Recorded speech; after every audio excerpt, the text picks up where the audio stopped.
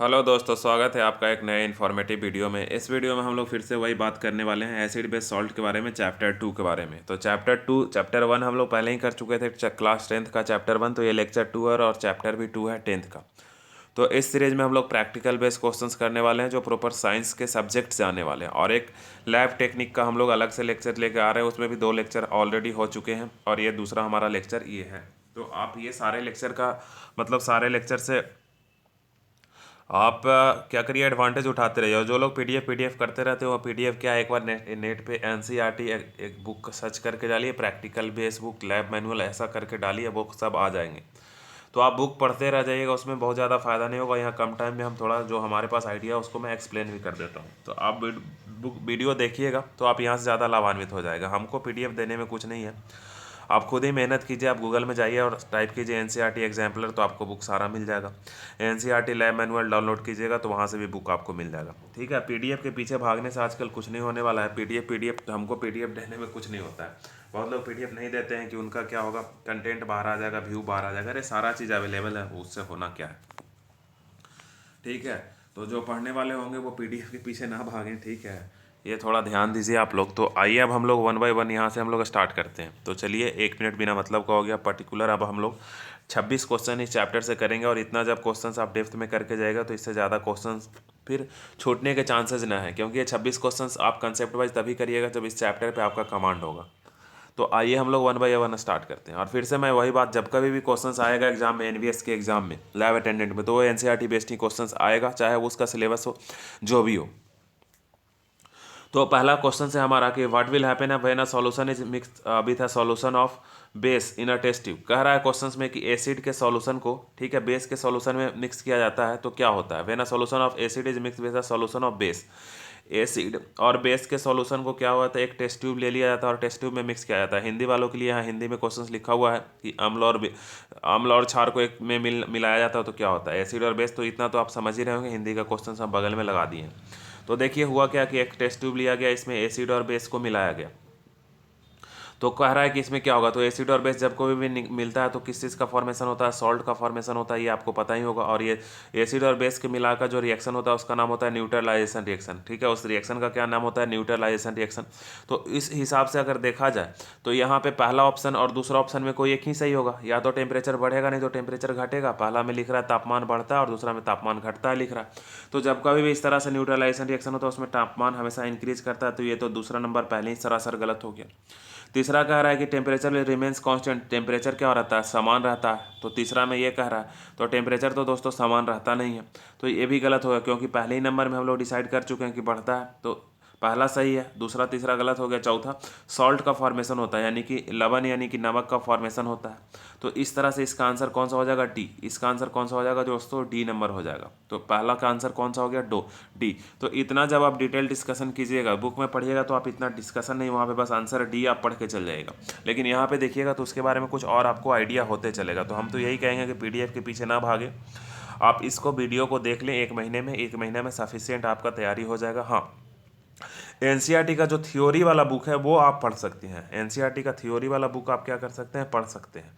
तो ये आपको ध्यान देने वाली बात है। फर्दर आगे अगर हम बात करें, देखिए क्वेश्चंस क्या कह रहा है कि N aqua solution turn red litmus solution, एक रेड लिटमस सॉल्यूशन को क्या कर दे रहा है, ब्लू एक्सेस ब्लू में बदल दे रहा है। यहाँ पे कर दे रहे हैं, देखिए an aqua solution turn red litmus solution blue, excess adding of his solution would reverse the change. यानी कि इसमें क्या हम ज़्यादा डालें, ठीक है, कि वो जो रेड से ब्लू बना था ब्लू से वापस रेड बन जाए। तो आप यहाँ पे ध्यान से देखिए, एसिड और बेस का डिसाइड जब कभी भी आप करिए तो आंसर के आधार पे कीजिए। आंसर में अगर आप मान लो कि ब्लू लिटमस पेपर यूज किया और आंसर ये रेड बदल के हो गया, तो रेड का मतलब खतरनाक होता है और एसिड खतरनाक होता है, तो आंसर होगा एसिड। नहीं तो हमेशा इसमें कन्फ्यूजन हो जाएगा। आप मान लो कि रेड वाले लिटमस पेपर का यूज किया और ये बदल के ब्लू हो गया, तो ब्लू जब आपको दिखा तो ब्लू क्या होता है, बेस में। ब्लू का मतलब क्या होता है, बेस। ठीक है, तो ब्लू का मतलब बेस आपको याद रखना है। ठीक है, इंग्लिश में थोड़ा याद रखिएगा, क्षार। हिंदी में अगर बोलेंगे तो क्षार बोलेंगे, तो इंग्लिश में इसको क्या बोलते हैं, बेस। अगर मान लो ब्लू ब्लू ही रह गया, तो ब्लू ब्लू ही रह गया तो या तो वो सॉल्यूशन न्यूट्रल सॉल्यूशन होगा, नहीं तो बेस खुद ही होगा, इसलिए वो ब्लू ही रह गया। मान लो रेड रेड ही रह गया, रेड लिटमस पेपर रेड ही हो गया, तो दो ऑप्शन बचता है, या तो वो न्यूट्रल सॉल्यूशन होगा, नहीं तो वो एसिड ही होगा, इसलिए रेड रेड ही में रह गया। तो अब यहाँ पे ध्यान से देखिए कि ये एक सॉल्यूशन जो रेड था, एक रेड, ठीक है, एक रेड लिटमस सॉल्यूशन जो था वो ब्लू में बदल गया। वो किस में बदल गया? ब्लू में बदल गया, यानी कि चेंजेस यहाँ पे हो रहा है। तो यानी कि जिसमें डाले थे वो पक्का पक्का क्या होगा? बेस होगा। तो बेस होगा तभी तो वो ब्लू में बदल गया होगा। अब ब्लू को वापस से हमको किस में लाना है? रेड में लाना है। तो ब्लू रेड में कैसे आएगा?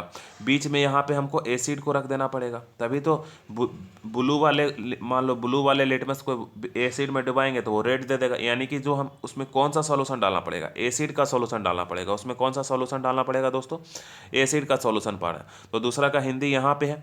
तो अब यहाँ पे इसमें से देखना पड़ेगा कि आपका एसिड है कौन। अब आपको यहाँ पे देखना पड़ेगा कि निम्नलिखित गिवन सॉल्यूशन में एसिड कौन है, ये आपको देखना पड़ेगा। तो आपको पता है सबसे पहला बात कि यहाँ पे बेकिंग पाउडर, तो बेकिंग पाउडर खुद ही एक तरह का बेस है, ठीक है। बेकिंग पाउडर एक बेस है। तो देखिए अब आप समझिए, बेकिंग पाउडर यहाँ इंग्लिश में लिखा है, बेकिंग पाउडर यहाँ हिंदी में लिख दिया। तो हम बोलते हैं ना कि बहुत सा ऐसा इंग्लिश होता है जिसका हिंदी इंग्लिश बस प्रोनाउंसिएशन लिख देता है। अब यहाँ पे लाइम, और लाइम का मतलब यहाँ पे चूना, तो ये भी एक तरह का बेस ही है, अमोनियम हाइड्रोक्साइड सॉल्यूशन। तो जब कभी भी किसी के अंदर OH लगा हुआ रहे तो खुद ही क्या होता है? क्षार होता है, यानी कि बेस होता है। तो ये भी बेस है। तो ये A B C तीनों आंसर नहीं होगा। और हाइड्रोक्लोरिक एसिड सबको पता है, HCl एक तरह का मतलब एक एसिड है। तो हाइड्रोक्लोरिक अम्ल जो है इसका आंसर होगा, यानी कि दूसरा का आंसर कौन सा होगा दोस्तों? हाइड्रोक्लोरिक अम्ल हो जाएगा। तीसरे क्वेश्चंस की अगर हम लोग बात करें तो तीसरा क्वेश्चन देखिए क्या कह रहा है कि तीसरा क्वेश्चन में कह रहा है कि आर्द्र के दिन में, यानी कि नमी वाले दिन में हाइड्रोक्लोराइड गैस वहाँ से गुजारा जा रहा है, ठीक है। यहाँ पे फिर से मैं पढ़ देता हूँ। During a preparation of hydrogen chlorine gas, यानी कि हाइड्रोजन क्लोराइड गैस है, उसका प्रिपरेशन किया जाता है ह्यूमिड वाले डे में। कौन सा डे में? ह्यूमिड डे में। The gas is usually pass through a guard tube से गैस को क्या किया जाता है? पास करा। गार्ड ट्यूब से गैस को क्या किया जा रहा है? पास किया जा रहा है। कंटेनिंग कैल्शियम क्लोराइड, और जो ट्यूब से पास किया जा रहा है उसमें क्या है? कैल्शियम क्लोराइड है, CaCl2 कैल्शियम क्लोराइड है। The role of calcium chloride taking in the guard tube, role इसका क्या होता है? देखो कैल्शियम क्लोराइड जो है नमी सोखने का काम करता है। तो इसका आंसर कौन सा हो जाएगा? C। इसमें बहुत ज़्यादा नहीं, आपको याद रखना है, गैस से नमी अवशोषित करने का ये काम करता है। तो तीसरा का आंसर क्या हो जाएगा? C नंबर, गैस से नमी सोखने का काम करता है। इसके बाद चौथा नंबर क्वेश्चन है कि निम्नलिखित में से कौन सा लवण क्रिस्टल जल नहीं रखता? अब लवण वाटर क्रिस्टलाइजेशन का फॉर्मूला मतलब आप समझते क्या? तो देखिए वाटर क्रिस्टलाइजेशन का मतलब आप फार्मूला पढ़े होंगे Na2CO3 इंटू 7H2O, ऐसा करके पढ़े होंगे ना, Na2CO3 इंटू 10H2O, सॉरी, है ना, CuSO4 into 5H2O, NaSO4 into 7H2O। तो जो पीछे में वाटर का मॉलिक्यूल लगा हुआ है ना, उसी को वाटर क्रिस्टलाइजेशन बोलते हैं, ठीक है, लवण, ठीक है, लवण क्रिस्टल, ठीक है, ये इंग्लिश में क्रिस्टलिन जल बोलते हैं। सॉल्ट, ये जो सारा सॉल्ट है, सॉल्ट में पीछे अगर वाटर का कोई भी फॉर्म जुट गया तो इसको क्या बोलते हैं? क्रिस्टलाइजेशन बोलते हैं। तो ये इसमें से कौन सा नहीं है? तो ब्लू विट्रोल है, क्योंकि ब्लू विट्रोल का फार्मूला आप याद रखिए, एग्जाम में आने के चांसेस इसको होते हैं CuSO4 into 5H2O। Baking soda, तो बेकिंग सोडा नहीं है। बेकिंग सोडा का फार्मूला क्या होता है? बताइए बताइए। तो मन में आप सोच लिए होंगे NaHCO3 होता है। बेकिंग सोडा का फार्मूला NaHCO3। बहुत बच्चा Na2CO3 लिख देते हैं, तो Na2CO3 नहीं होता, NaHCO3 होता है, सोडियम बाइकार्बोनेट होता है, ठीक है। Na2CO3 जो है वो वॉशिंग सोडा का फार्मूला है, Na2CO3 इंटू 10H2O, इसमें लगा दीजिए। तो ये वॉशिंग सोडा का फार्मूला हो गया, Na2CO3 इंटू 10H2O, ठीक है। और NaHCO3 बेकिंग सोडा का फार्मूला हो गया। जिप्सम का फार्मूला हो गया कैल्शियम सल्फेट, तो CaSO4 इंटू 2H2O। और यही प्लास्टर ऑफ पेरिस रहेगा, तो पानी दुगना है तो जिप्सम, और पानी आधा है तो plaster of Paris, CaSO4 into half H2O।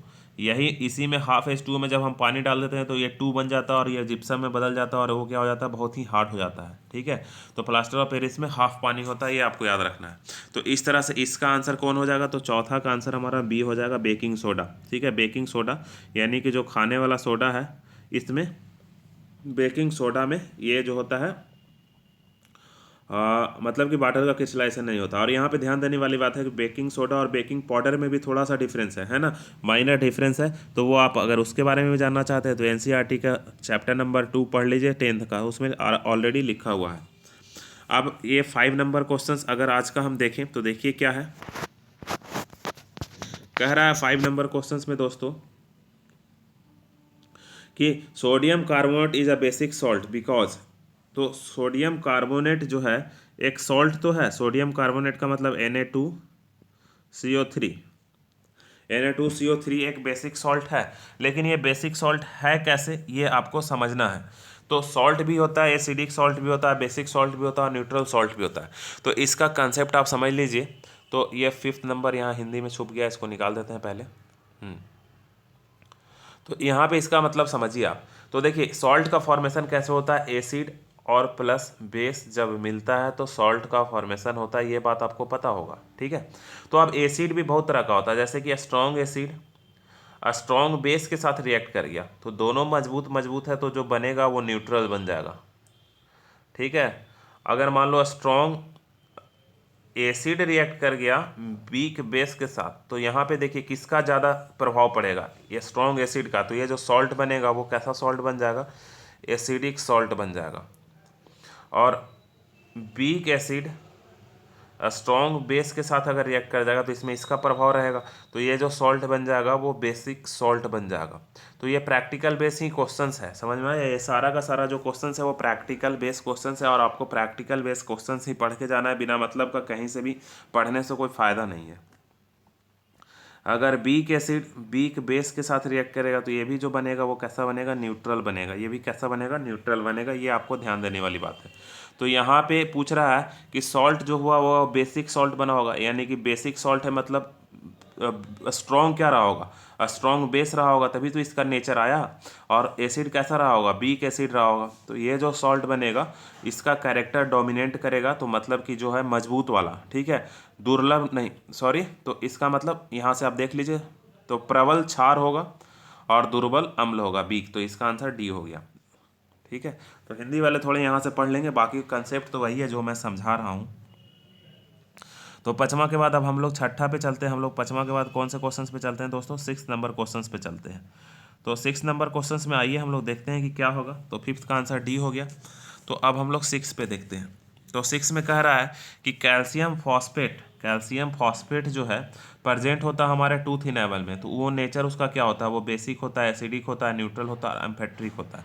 तो ये आप बताइए कि क्या होता है। हमको लगता है आप इतने दौर में सोच चुके होंगे। तो कैल्शियम फॉस्फेट जो होता है वो बेसिक सॉल्ट है। वो कैसा है, बेसिक सॉल्ट है।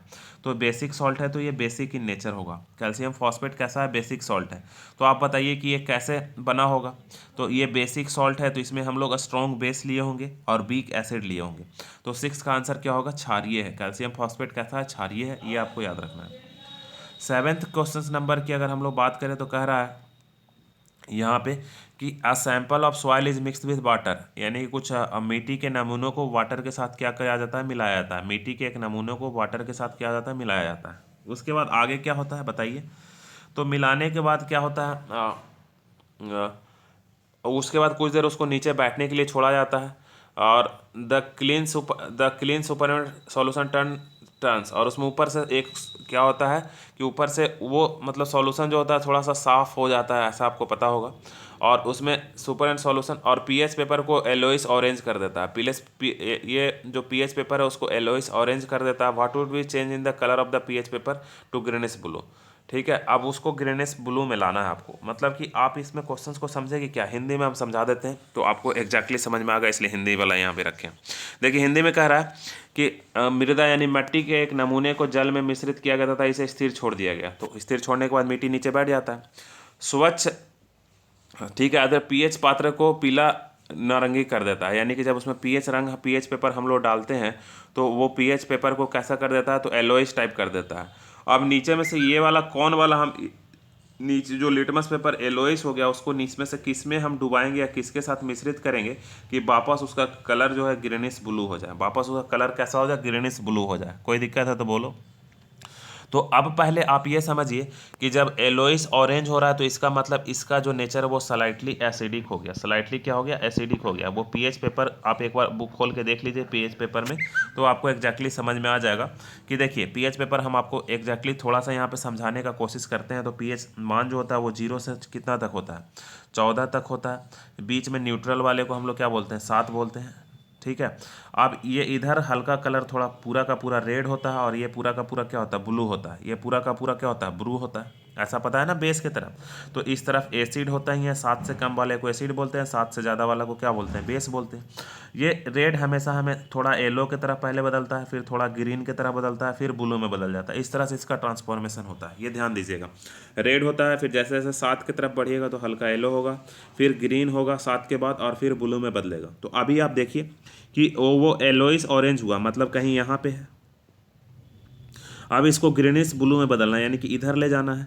तो अभी वो एसिड है, और उसको किस में बदलना है, हमको बेस में बदलना है। उसको एसिड को किस में बदलना है, बोल किस में बदलना है, बेस में बदलना है। तो एसिड को बेस में कैसे बताइए बताइए। उसमें हम लोग डालेंगे एंटा एसिड डाल देंगे, ठीक है। एंटा एसिड उसमें डाल देंगे तो बेसिक में उसका नेचर चला जाएगा, तो इसका नाम है एंटा एसिड, ठीक है। तो ये आपको याद रखना है, इसमें एंटी एसिड डाल देंगे, और ये 10th में पढ़ना है। तो इसका एक एक प्रति अम्लुस पे डाल देंगे, तो इसका आंसर क्या होगा, एक प्रति अम्लुस में डाल देंगे। तो हुआ ना ये practical based question, lab technique में यही तो आएगा, ये प्रैक्टिकल बेस्ड क्वेश्चन हुआ, ठीक है। तो ये इतना आपको ध्यान देने वाली बात है, थोड़ा थोड़ा छोटा छोटा चीज़ आप करके जाइएगा तो एग्जाम में बहुत ही अच्छे से आप करके आइएगा, इतना हम गारंटी के साथ करते हैं।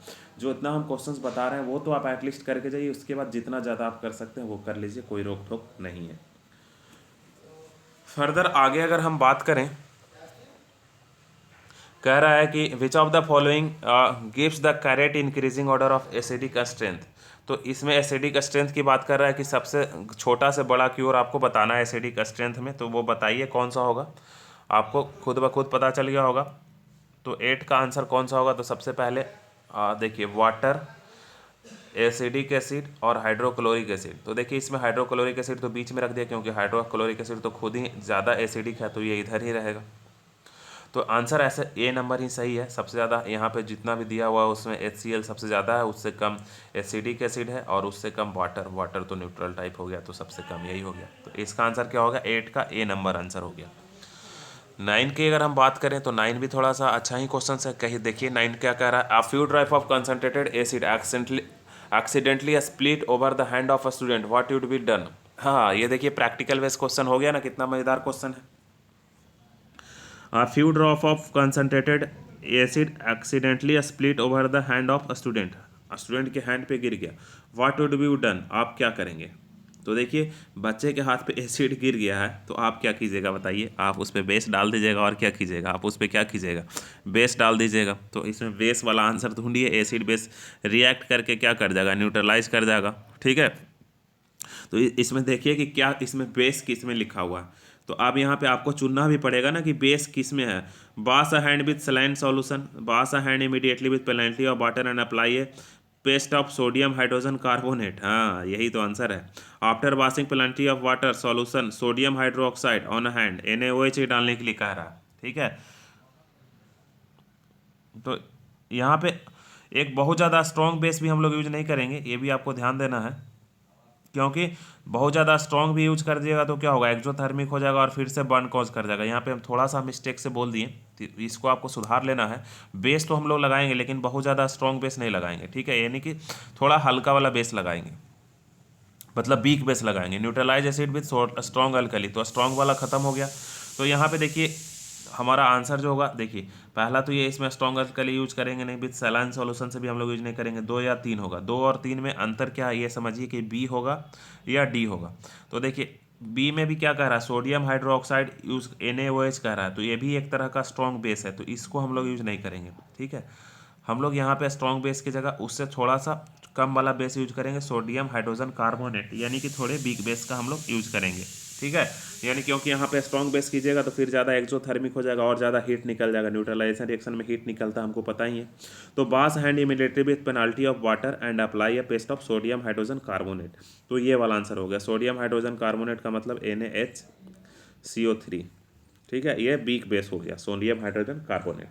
तो ये स्ट्रॉन्ग बेस कौन सा है, वीक बेस कौन सा है, इसके बारे में अगर नहीं पता होगा तो आप 10th का NCERT बुक देख लीजिए, क्योंकि उतना हमारे पास टाइम नहीं है कि हम ये सारा डिटेल्स करवा दूँ, ठीक है। अगर आप लोग नीचे कमेंट सेक्शन में कमेंट करते हैं, बहुत ज़्यादा कमेंट्स आएगा तो मैं सोचूंगा फिर NCERT को भी मैं पढ़ा दूँगा। तो फर्दर आगे आप लोग चलते हैं। तो इस तरह से आपका 9 का क्वेश्चन नंबर हो गया। 9 का जो आंसर था वो कौन सा दोस्तों था, बी नंबर था। बी और सी दोनों में बेस दिया हुआ था, लेकिन हम लोग बी लेंगे। तो 9 के बाद अगर हम लोग 10 देखते हैं, तो 10 देखिए यहाँ पे 10 में क्या कह रहा है आप समझिए। 10 कह रहा है कि when sodium hydrogen carbonate, sodium hydrogen carbonate का मतलब क्या बताइए, फॉर्मूला अपने मन में आप सोच ही लिए होंगे, NaHCO3। तो जब NaHCO3 को हम लोग ऐड करते हैं, NaHCO3 when added with acetic acid, तो एसिडिक एसिड का फॉर्मूला आपको पता ही होगा, फॉर्मिक एसिड और एसिडिक एसिड। फॉर्मिक एसिड का मतलब HCOOH और एसिडिक एसिड का मतलब CH3COOH।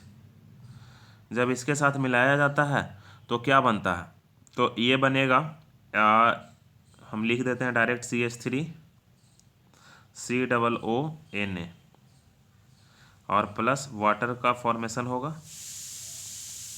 अरे यार चल नहीं रहा, और प्लस आप सुनते रहिएगा किस चीज़ का फॉर्मेशन हो रहा है, CO2 का फॉर्मेशन होगा। नीचे में दिख नहीं रहा होगा, नीचे में थोड़ा गलती से लिख दिए, आप समझिए यहाँ पे।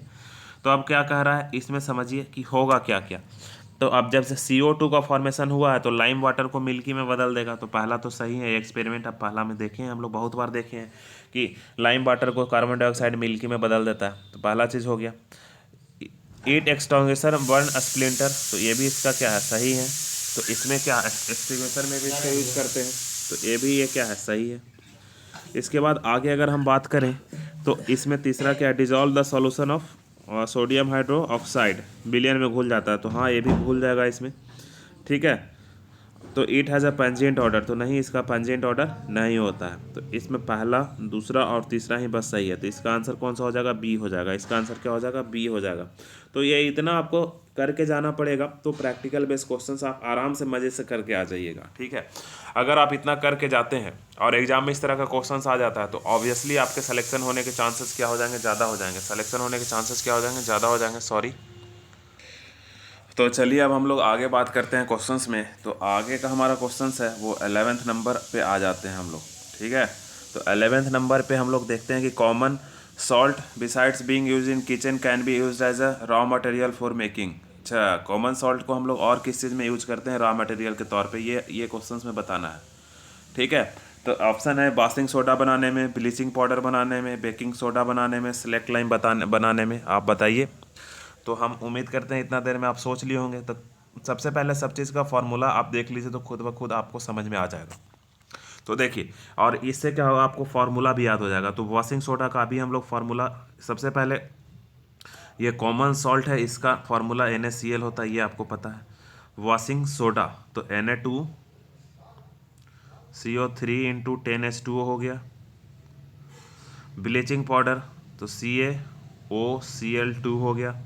इसके बाद बेकिंग सोडा तो NaSCO3 और स्लैक लाइम का फॉर्मूला CaOH का होल 2। अब आप बताइए, सब चीज़ आपको साफ साफ दिख रहा होगा, बताइए, है ना मज़ेदार। तो इसमें क्या दिख रहा है, सोडियम यहाँ पे दिख रहा है और सोडियम यहाँ पे दिख रहा है। तो आंसर क्या होगा, पहला और तीसरा, और पहला और तीसरा क्या है, C नंबर में है। तो ये बड़ा मज़ेदार क्वेश्चन था। आप समझ रहे होंगे अच्छा ये कितना ट्विस्ट क्वेश्चन दिया है, लेकिन ये बहुत ही हल्का क्वेश्चन था। तो इसके बाद आगे अगर हम लोग बात करें तो 12th नंबर में देखिए, कह रहा है कि which of the constituent of baking powder is sodium hydrogen carbonate and other constituent is. अच्छा, तो इसका भी आपको फार्मूला ही देखना पड़ेगा। सबसे पहले फार्मूला आप देख लीजिए, कंस्टिट्यूएंट ऑफ बेकिंग पाउडर। तो इसके पहले ही हम लोग बेकिंग पाउडर लिखे थे। बेकिंग पाउडर क्या लिखे थे, NaSCO3 sodium bicarbonate is sodium hydrogen carbonate and other constituent is one of the constituent of baking powder. थोड़ा सा इसको समझ लेते हैं पहले। बेकिंग पाउडर का एक आवश्यक सव्यव सोडियम हाइड्रोजन कार्बोनेट, इसका अनवयव क्या है। अच्छा, हम आपको बताए थे ना कि बेकिंग सोडा अलग होता है और बेकिंग पाउडर थोड़ा सा अलग होता है। तो ये बेकिंग सोडा हो गया और यहाँ पे बेकिंग पाउडर पूछ रहा है। तो इसमें थोड़े से हम लोग क्या मिला देते हैं, टार्टेरिक एसिड मिला देते हैं। क्या मिला देते हैं, टार्टेरिक एसिड मिला देते हैं। तो ये बेकिंग पाउडर में बदल जाता है दोस्तों। अभी हम कुछ देर पहले बात कर रहे थे, मतलब कि कुछ देर पहले, मतलब 2-3 क्वेश्चंस पहले, कि बेकिंग सोडा अलग होता है और बेकिंग पाउडर अलग होता है। लेकिन हम लोग जनरल बोलचाल की भाषा में दोनों एक ही समझते हैं। लेकिन NCERT में आप पढ़िएगा तो दोनों के बारे में आपको डिफरेंस समझ में आएगा, ठीक है। ये बेकिंग सोडा में थोड़ा सा बीक बेस हम लोग मिला देते हैं, ठीक है। तो बीक वो बेस होने की वजह से वो खट्टा, मतलब वो कड़वापन ना लगने लगे, इसलिए उसमें थोड़ा सा बीक एसिड हम मिला देते हैं ताकि वो रिएक्ट करके न्यूट्रलाइज हो जाए, जिस एसिड का नाम है टार्टेरिक एसिड। तो इसमें प्लस टार्टेरिक एसिड आपको याद रखना पड़ेगा। खाली इतना दिया हुआ रहेगा तो बेकिंग सोडा हो गया और इसमें टार्टेरिक एसिड मिला देंगे तो ये बेकिंग पाउडर हो गया। बड़ा ही अच्छा क्वेश्चन, ठीक है, तो ये 12 का आंसर बड़ा ही कस था, हमारे भी माइंड से भी तुरंत से निकल गया था, इसलिए हम थोड़ा हिंदी में पढ़ने चले गए थे। तो 13 में देखिए क्या कह रहा है, तो प्रोटेक्ट टूथ डीके, अगर दांत को सड़ने से बचाने के लिए आपको क्या करना चाहिए बताइए। तो कह रहा है advice brush tooth regularly with ठीक है टूथपेस्ट, कौन सा टूथपेस्ट से आपको दांत को धोने चाहिए ये आपको बता रहा है। तो बताइए। तो देखिए हमारे माउथ में एसिड प्रोड्यूस करता है, बैक्टीरिया क्या करता है, एसिड प्रोड्यूस करता है, जो इनेमल को क्या कर सकता है, क्रोडोज कर सकता है, क्रोड कर सकता है। तो उस इनेमल को बचाने के लिए हमको कैसा यूज करना चाहिए, तो बेस यूज करना चाहिए। एसिड बेस क्या हो जाएगा, न्यूट्रलाइज हो जाएगा। तो 13 का जो आंसर हो जाएगा वो कैसा हो जाएगा, सी हो जाएगा। 13 का आंसर क्या होगा, सी होगा। 13 का आंसर सी होगा। फर्दर आगे है कि which of the following statement is correct about an aqueous solution of N acid of acid aqua solution of acid end of A base. ठीक है, तो अब यहाँ पे 14 में क्वेश्चन थोड़ा सा समझिए कि निम्नलिखित में कौन सा स्टेटमेंट सही है, किसके अबाउट। तो about an aqueous solution of acid and base, acid और बेस के एक्वस सॉल्यूशन के बारे में निम्नलिखित में से कौन सा सही है ये आपको बताना है। तो देखिए पहला कह रहा है कि the higher pH a stronger acid. तो अब यहाँ पे समझ जाइए, फिर से हम अभी बात कर रहे हैं, देख लीजिए थोड़ा सा इंपॉर्टेंट है ये। पीएच स्केल के बारे में बता रहा है तो थोड़ा सा इंपॉर्टेंट हो गया। यहाँ पे 7 होता है, यहाँ पे 0 होता है, और यहाँ पे क्या होता है 14, मतलब 14 होता है। ठीक है, तो यहाँ पे आपको बताना है कि ये 14 नंबर में कि higher pH stronger acid, pH इधर होगा तो स्ट्रॉन्ग और नहीं, सबसे ज़्यादा स्ट्रॉन्ग एसिड जो होता है इधर होता है, और सबसे ज़्यादा स्ट्रॉन्ग बेस इधर होता है, यानी कि लोअर पीएच स्ट्रॉन्गर एसिड। ठीक है, तो यहाँ पे क्या है, हायर पीएच वीकर एसिड। हाँ बिल्कुल सही है, पीएच अगर हाई होगा तो एसिड क्या होगा, वीक होगा। समझ में आ रहा है ना, क्योंकि इस ऐसे जैसे जैसे इधर जाते हैं तो बेस बढ़ते जाता है, तो मतलब स्ट्रॉन्गेस्ट एसिड यहाँ पे होगा। तो पीएच बढ़ाओगे तो एसिडिक कैरेक्टर क्या होगा, घटते जाएगा, और पीएच घटाओगे तो बेसिक कैरेक्टर घटते जाएगा।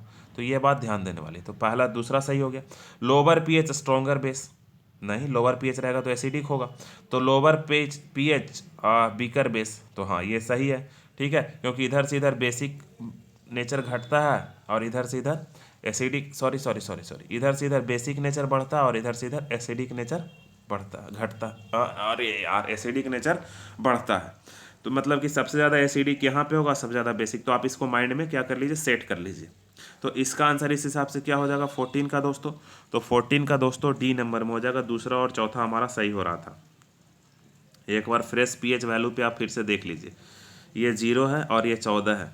तो कह रहा है lower pH higher pH beaker acid, तो बिल्कुल सही है। ये 14 नंबर तो बेस हो गया, तो ये एसिड बहुत कम होगा। फिर लोअर पीएच बीकर बेस, तो बिल्कुल सही है, यहाँ पे एसिडिक होगा। तो ये आंसर कौन सा हो जाएगा, चौथा। तो ये थोड़ा सा कंफ्यूजिंग क्वेश्चंस आपके एग्जाम में आ सकते हैं। ये सारा का सारा जो क्वेश्चंस हम करवा रहे हैं वो प्रैक्टिकल बेस्ड क्वेश्चंस करवा रहे हैं। 15 में बात कर रहा है the pH of gastric juice, gastric juice का पीएच क्या होता है, लेस देन 7। तो इसका आंसर क्या हो जाएगा ए, इसका आंसर क्या हो जाएगा 16 का ए। 16 का ए नहीं, गलती बोल दी है, 15 का ए होगा ना, 16 तो अभी हम लोग आए ही नहीं है ना। तो 15 का आंसर क्या होगा, ए हो जाएगा। अब हम लोग 16 देखते हैं। Which of the following phenomenon occurs when a small amount of acid is added to water, a small amount of acid को जब हम लोग वाटर में ऐड करते हैं तो निम्नलिखित में से कौन सा फेनोमेनन अकर करता है, तो ये आपको पता ही होगा। तो न्यूट्रलाइजेशन होता है, बिल्कुल सही है। सॉल्ट का फॉर्मेशन भी होता है। तो दूसरा और चौथा सही है। दूसरा और चौथा किस में दिया हुआ है दोस्तों, दूसरा और चौथा किस, रुक जाइए 16 का गलत हो रहा लग रहा है। Which of the following when a small amount of acid is, अच्छा हम एसिड और बेस सोच रहे थे, सॉरी। अगर एसिड और बेस रहता, एसिड बेस रहता तो न्यूट्रलाइजेशन और सॉल्ट का फॉर्मेशन होता। यहाँ पे कुछ और था, मैंने क्वेश्चंस को जल्दीबाजी में पढ़ दिया, इसके लिए मैं माफ़ी चाहता हूँ। अगर when a small amount of acid is added to water, यानी कि एक वाटर है और ये वाटर है, अरे यार सॉरी, एक हमारे पास एक क्या है, वाटर है, रिकॉर्ड हो रहा है ना, हो रहा है, चलिए। तो हमारे पास एक वाटर है, 10 क्वेश्चन और है, और इसमें हम लोग क्या कर रहे हैं, एसिड को ड्रॉप कर रहे हैं। इसमें हम लोग एसिड को ड्रॉप वाइज ड्रॉप कर रहे हैं। तो एसिड को ड्रॉप कर रहे हैं तो सबसे पहले H+ आयंस का फॉर्म होगा, तो और इस प्रोसेस को डाइल्यूशन बोलते हैं, इस प्रोसेस को क्या बोलते हैं, डाइल्यूशन बोलते हैं। तो इसका आंसर बी नंबर सही होगा। ठीक है, आयनीकरण होगा और तनुता बढ़ेगी घटेगी जो भी होगा, तो इसका आंसर बी होगा। इसका क्या होगा, बी होगा। तो माफ़ी चाहता हूँ, मैं गलत पढ़ दिया था इसके लिए। अब हम लोग 17 में अगर बात करें, which of the following can be use as an acid base indicator by visually impaired student. Visually impaired यानी कि जो लोग विजुअली इम्पार्ड हैं वो एसिड बेस इंडिकेटर के लिए निम्नलिखित में से कौन सा यूज करते हैं, बताइए। तो ये इसका आंसर आपको याद रखना है, वैनिला एसेंस। ठीक है, ये आपको याद रखना है, वैनिला के साथ का इसका हम लोग उपयोग करते हैं। तो ये आपको डायरेक्टली याद रखने वाला क्वेश्चन है, इसमें कोई कंसेप्चुअल नहीं है। 18 में कह रहा है कि which of the following substance will not give carbon dioxide and treatment with dilute acid. निम्नलिखित में से किस में से डाइल्यूट एसिड के साथ रिएक्ट कराएंगे तो जो है वह वो कार्बन डाइऑक्साइड नहीं देगा। ठीक है, ये आपको बताना है, तो बताइए कौन सा नहीं देगा। तो यहाँ पे आंसर हम लोग पढ़ते हैं 1/n। तो marble, lime stone, baking soda और लाइम। तो एक सेकेंड थोड़ा सा, तो सॉरी फॉर डिस्टर्बेंस, हम लोग आगे स्टार्ट करते हैं। तो ये देखिए क्वेश्चंस कह रहा है कि substance will not give carbon dioxide. तो देखिए यहाँ पे 10th में पहला चैप्टर में एक पढ़ना है कि जब कभी भी मेटल के कार्बोनेट को एसिड के साथ रिएक्ट करवाते हैं तो क्या होता है, सॉल्ट का फॉर्मेशन होता है, प्लस CO2 बनता है और H2O बनता है। तो मार्बल भी मेटल का कार्बोनेट है, CaCO3। लाइम स्टोन का भी लगभग फार्मूला यही होता है। बेकिंग सोडा का फार्मूला क्या होता है, NaHCO3। ठीक है, तो यहाँ पे लाइम का फार्मूला CaO होता है। तो ये मेटल का carbonate, sorry calcium, lime lime का फार्मूला CaO होता है, कैल्शियम ऑक्साइड होता है। ठीक है, तो कैल्शियम ऑक्साइड जो है ये क्या करेगा, जब कभी भी इसको हम एसिड मतलब कि ट्रीट करवाएंगे एसिड के साथ तो ये CO2 नहीं देगा। तो इसका आंसर लाइम हो जाएगा। इसका आंसर क्या हो जाएगा, लाइम हो जाएगा, आपको याद रखना है। उसके बाद हम लोग 19 में देखते हैं। तो कह रहा है विच ऑफ द फॉलोइंग, इनमें से कौन सा जो है, which of the following is acidic in nature, lime juice, human blood, lime water, antacid. तो इसमें आंसर आपको देखने के लग गया होगा, लाइम जूस जो होगा वो एसिडिक इन नेचर होगा। अब एक प्रैक्टिकल यहाँ पे किया गया है, ये प्रैक्टिकल बेस्ड क्वेश्चंस है, तो इसको थोड़ा ध्यान से आप देख लीजिए। ये क्वेश्चंस आपको डेमोन्स्ट्रेशन में एग्जाम में मतलब आ सकता है। तो ये क्या कह रहा है, तो इलेक्ट्रोलिसिस का एक क्वेश्चंस है, ये इलेक्ट्रोलाइसिस का क्वेश्चन है। इसमें क्या कर रहा है कि इलेक्ट्रोलिसिस किया जा रहा है, वो कैसे, तो यहाँ पे सारा का सारा लिखा हुआ होगा। An attempt of demonstration of ठीक है, electrical conductivity through electrolyte, this of the following operators was setup. तो ये सेटअप किया गया है। तो अब इसमें कह रहा है कि देखिए सबसे पहला जो भी यहाँ पे सेटअप है वो आपको दिख गया होगा। ये एक लिक्विड है, ठीक है, डाइल्यूट NaOH जो लिखा हुआ है, ये रबर कॉक पे ये लगाया हुआ है नेल, दो ऐसे यहाँ पे रॉड है। अब यहाँ से बैटरी जाएगा, देखिए यहाँ पे क्वेश्चंस मैं समझा दे रहा हूँ। जैसे ही स्विच ऑन करेंगे तो ये लाइन इस तरह से ऐसे करंट फ्लो करेगा पॉजिटिव से, और ये निकल के इसमें फ्लो करना चाहिए। और ये तभी फ्लो करेगा जब ये लिक्विड है जिसको हम लोग इलेक्ट्रोलाइट बोल रहे हैं, इसमें आयोन्स का फॉर्मेशन होगा, H+ OH-। कोई चीज़ प्लस माइनस का फॉर्मेशन होगा तभी इसमें इलेक्ट्रिसिटी का क्या होगा, कंडक्शन होगा। ये बात आपको ध्यान रखना है। तो हिंदी वाले यहाँ से ऑप्शन पढ़ लेंगे और इंग्लिश वाले के लिए यहाँ से ऑप्शन इंग्लिश हिंदी दोनों में तो समझा ही रहा हूँ। तो अब आप देखिए इसमें कि 20 नंबर जो क्वेश्चन है उसमें कौन सा सही होगा। तो पहला कह रहा bulb will not glow because electrolyte is not acidic. तो ठीक है भैया, ये कह रहा bulb will not glow because electrolyte is not acidic, पहला क्वेश्चन है। दूसरा, bulb will glow because NaOH is a strong base and furnish the ions conduction. तो देखिए इसमें क्या डाला गया, एसिडिक बेस की तो बात ही नहीं हो रही, यहाँ पे NaOH डाला हुआ है और ये बेस है। तो पहले में एसिड की बात कर रहा है तो पहला तो ऐसे ही गलत हो गया। दूसरा में NaOH की बात कर रहा है और NaOH जो है, NaOH ब्रेक होके Na+ का फॉर्मेशन करेगा और OH- का फॉर्मेशन करेगा। तो इलेक्ट्रिसिटी क्या होगा, कंडक्ट करेगी। इलेक्ट्रिसिटी क्या करेगी, कंडक्ट करेगी। Bulb will not glow because circuit is incomplete. तो ये भी गलत है, सर्किट तो ऑलरेडी कंप्लीट है, अभी दिखा दिए। Bulb will not glow because it depends upon the types of electron in solution. तो सॉल्यूशन तो यहाँ दिया हुआ ही ऑलरेडी है। तो इसमें जो है इसका आंसर जो होगा सही होगा दोस्तों वो 2 होगा कि बल्ब विल ग्लो, बल्ब क्या करेगा, ग्लो होगा, because NaOH is a strong base and furnish ions for conduction. ये आयोन्स को क्या कर देगा, प्रोवाइड करा देगा और इलेक्ट्रिसिटी का कंडक्शन हो जाएगा। तो इसमें आंसर नंबर कौन सा सही होगा, B नंबर। ठीक है, केवल दूसरा इसका क्या है, सही है। फिर आगे कह रहा है which of the following is use for dilution of gold, gold के डायलोशन के लिए निम्नलिखित में से कौन सा यूज किया जाता है। तो एक्वा रिजिया का आप नाम सुने होंगे, ठीक है, एक्वा रिजिया का आप नाम सुने होंगे। तो एक्वा रिजिया को हम लोग क्या करते हैं, यूज़ करते हैं, ठीक है। अब यहाँ पे एक्वा रिजिया के बाद हम लोग आगे चलते हैं। तो ये भी एक अच्छा क्वेश्चन था, वो ऑलरेडी सब बच्चों को याद होगा। तो इस तरह के क्वेश्चंस आने के चांसेस बहुत कम होते हैं। 22 में क्वेश्चंस, अब जो क्वेश्चंस है वो जो है क्वेश्चंस बस ये इस तरह सा है, ऑब्जेक्टिव बेस्ड क्वेश्चंस है।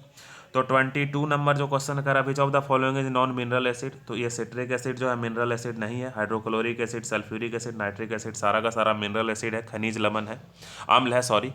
और जो सिट्रिक एसिड है वो नहीं है, खाने पीने के सामानों में ये मिला जाता है। फर्दर आगे है which of the following is not base, तो बेस इसमें से कोई नहीं है। तो अब सब में तो ओ एच दिख रहा है, तो अब कैसे कह दीजिएगा कि कौन बेस नहीं है। तो ये बस एक ही एक्सेप्शनल क्वेश्चन है, वो C2H5OH जो है वो बेस नहीं है, ये आपको ध्यान देना है। C2H5OH बेस नहीं है, तो 23rd का आंसर हो जाएगा डी। 23rd का आंसर क्या हो जाएगा, डी। अब OH पढ़ के जाइएगा तो यहाँ पे कन्फ्यूज कर जाइएगा। अब आगे कह रहा है कि which of the following statement is not correct, कौन स्टेटमेंट करेक्ट नहीं है। तो 24 का आंसर आपको बताना पड़ेगा, देखिए कि कौन सा सही नहीं है। तो यहाँ पे हम लोग आगे अगर बात करते हैं तो all metal react with acid to give salt and water, तो ये तो सही है भैया कि ऑल मेटल जो है रिएक्ट करता है एसिड और बेस के साथ वाटर। तो हमको कौन सा सोचना है, नहीं वाला सोचना है। All metal oxide react with water to give salt and acid, नहीं, ये गलत है। तो इसका आंसर बी ही होगा। बाकी ऊपर सी डी दोनों जब सही होगा, क्योंकि इसके नीचे कोई ऑप्शन है नहीं। तो इसका जो आंसर है वो बी है, ठीक है। इसका आंसर कौन सा दोस्तों, इसका आंसर जो हो जाएगा वो बी होगा, all metal react with acid, है ना। Which of the following statement is not correct, तो ये है all metal react with water to give salt and water, ये जो ऐसा होता नहीं है। तो ये सही, मतलब कि ये सही नहीं है, बाकी सब सही ही होगा। अब इसके पहले लगता है कुछ उल्टा बोल दिए थे, तो आप देख लीजिएगा।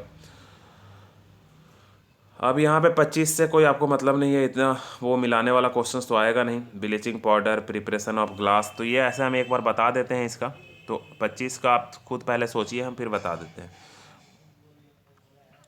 तो देखिए 25 का आंसर हम पढ़ते हैं। तो 25 में कह रहा है ब्लीचिंग पाउडर, तो ये क्या हो गया, ये डीक्लोरिनेशन, मतलब इसको किस लिए यूज करते हैं, व्यंजक के जैसा यूज करते हैं। बेकिंग सोडा, तो बेकिंग सोडा का हम लोग एंटी एसिड की तरह यूज़ करते हैं। तो बेकिंग सोडा का एंटी एसिड, ब्लीचिंग पाउडर तो हो ही गया। मतलब ब्लीचिंग पाउडर को कपड़ा पड़ा साफ करने के में बोलते हैं ना, व्यंजक के रूप में यूज़ कर रहे हैं। डी कलराइजेशन का मतलब कलर वगैरह रह जाता है, तो ब्लीचिंग पाउडर यूज़ कर लेते हैं। बेकिंग सोडा तो एंटी एसिड, वॉशिंग सोडा, तो वॉशिंग सोडा का यूज़ हम लोग किस में करते हैं, प्रिपरेशन ग्लास में करते हैं। सोडियम क्लोराइड, तो हाइड्रोजन और क्लोरीन बनाने के लिए सोडियम क्लोराइड का हम लोग यूज़ करते हैं। इसके बाद 26 में भी ऑप्शन है, अच्छा 26 में भी ऑप्शन है, तो 26 को भी हम लोग देख लेते हैं। 26 क्या कह रहा है, जहाँ जहाँ ऑप्शन है सब हम लोग अभी देख लेते हैं, ऑप्शन वाले क्वेश्चन सारा करेंगे। तो 26 नंबर क्वेश्चन कह रहा है दोस्तों, एक टेबल है कि ये ऐसा इसमें दिया हुआ है, तो अब इसमें आपको क्या बताना है बताइए। तो इसमें जो आपको बताना है 26 में, वो पढ़ते हैं एक बार हम, तो आपको पता चलेगा। कह रहा है, इसको मैं निकाल देता हूँ, कि equal volume of hydrogen chloric acid and sodium hydroxide solution और कंसनट्रेटेड और मिक्स, यानी कि देखो समझा रहे हैं पहले कि equal volume of hydrochloric acid, तो HCl और प्लस सोडियम हाइड्रोक्साइड NaOH को मिक्स किया गया, ठीक है। तो ये भी स्ट्रॉन्ग एसिड है और ये भी स्ट्रॉन्ग बेस है, ये बात आप ध्यान रखिएगा। और सेम कॉन्सेंट्रेशन मिक्स और pH resulting solution, pH paper पे उसको चेक किया गया। तो इसमें से कौन सा आना चाहिए आपको बताना है, तो बताइए कौन सा आना चाहिए, आप तो खुद ही समझदार हैं। तो 26 का आंसर क्या होगा बताइए। तो 26 का आंसर जो होगा red, yellow, yellowish green, blue. तो देखिए ये जो आएगा वो 7 के आसपास में आके रुकेगा, क्योंकि दोनों स्ट्रॉन्ग है, तो न्यूट्रल बनाएगा। सबसे पहला आज हम बता दिए थे आपको शुरू में ही। तो ये क्या है, येलोइश ग्रीन में रुकेगा। येलो ग्रीन में तो रेड में तो रुकेगा नहीं, ये येलो में रुकेगा नहीं। एक और क्वेश्चन इस तरह से हम आज करे थे, बताए थे, यहाँ रेड होता है, ये येलो होता है, ये ग्रीन होता है, ये ब्लू होता है। तो कहीं यहाँ पे आके रुकेगा, तो उसका कलर जो होगा वो येलोइश ग्रीन होगा, इसलिए इसका आंसर कौन सा हो जाएगा, सी हो जाएगा। 27 में हम लोग देखिए अगर, ठीक है, तो 27 में आइए हम लोग बात करते हैं। तो 27 क्वेश्चंस क्या कह रहा है दोस्तों, कह रहा है कि which of the following is are true when HCl is pass through water. HCl को जब वाटर के साथ पास करते हैं तो निम्नलिखित में से कौन सा ट्रू है। तो ये आप समझिए, देखिए HCl को जब वाटर के साथ पास कीजिएगा तो होगा क्या क्या, ये पहले देख लेने वाली बात है। तो HCl को जब वाटर के साथ पास कीजिएगा तो हम एक बार यहाँ पे लिख, पहले ऑप्शन को विजिबल बनाने दीजिए हमको। इधर आ जाता तो ठीक हो जाता थोड़ा, चलिए इतना में पढ़ लेंगे। तो ये जो क्वेश्चंस है वो 27 नंबर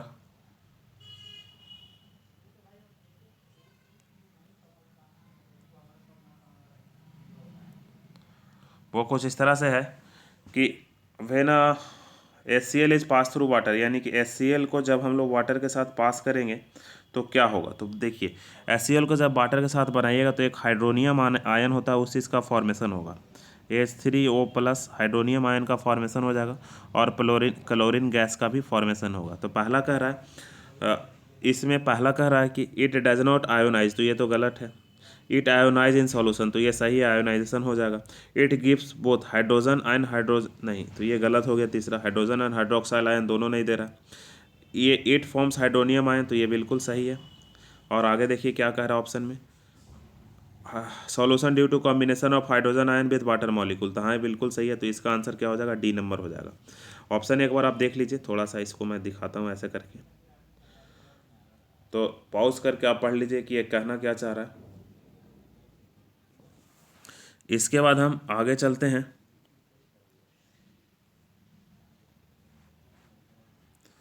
तो आगे हमारा 28 नंबर क्वेश्चन कर रहा है, which of the following statement is true for acid.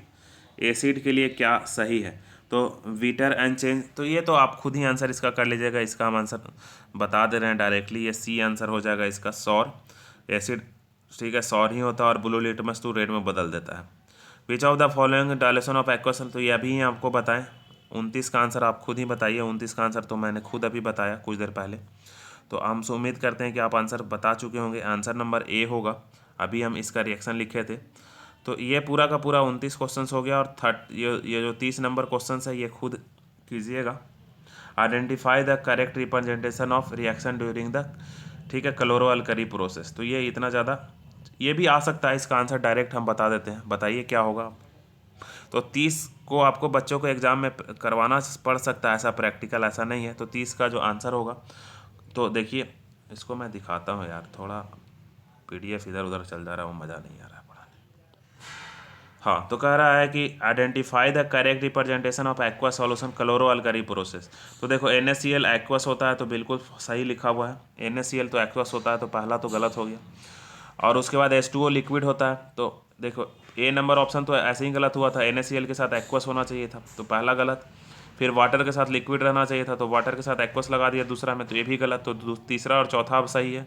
तो इधर आते हैं तो देखते हैं। तो तीसरा नंबर भी गलत हो गया, क्योंकि क्लोरीन गैसियस फॉर्म में होता है, लेकिन क्लोरीन के साथ एक्वस लगा दिया और हाइड्रोजन के साथ भी एक्वस लगा दिया। तो 30 का आंसर क्या हो जाएगा, 30 का आंसर जो हो जाएगा वो चौथा हो जाएगा। तो ये इस तरह से MCQ क्वेश्चन नंबर चैप्टर 2 का ख़त्म हो गया। इसके बाद कंटिन्यूएशन में आपको चैप्टर डेली आपको 2 लेक्चर तो कम से कम मिलेंगे ही मिलेंगे। तो 2 लेक्चर्स में एक लेक्चर तो हम लोग वो लैब मैनुअल का कर रहे हैं वो मिलेगा, और एक लेक्चर आपका ये मिलेगा। तो ये ध्यान देने वाली बात है। तो इस वीडियो में इतना ही, तब तक के लिए धन्यवाद।